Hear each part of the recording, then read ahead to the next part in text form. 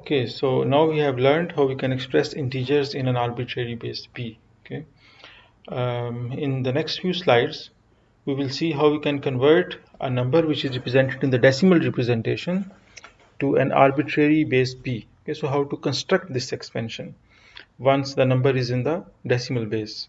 So what we do is that we follow an iterative process.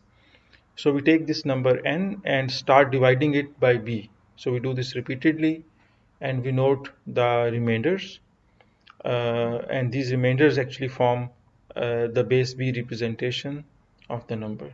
Okay, and we keep on repeating this process until the quotient becomes 0. Okay, so let's see the various steps in this process.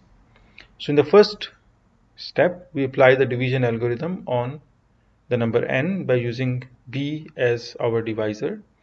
So in this process, we get a quotient q0 and a remainder a sub 0, and this a sub 0 is the least significant digit of the number n in the base b representation. So this is the first digit we get, which we write on the rightmost side. Okay, we can call it rightmost digit in base b. Alright, so once we have this digit, we can move on and do step 2 of this algorithm and try to find a sub 1, which is the second digit. How do we find this? We transfer the role of n to the quotient q sub 0. So now we try to expand this number q sub 0 by using base b as the divisor and obtain another remainder a sub 1, which forms the second digit from the right.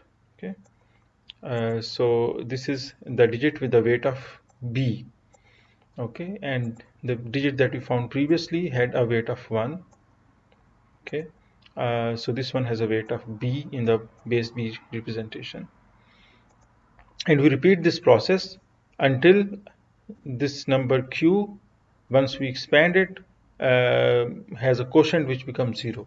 Okay, and this gives us the base b representation of an arbitrary integer n, which is expressed in the decimal form.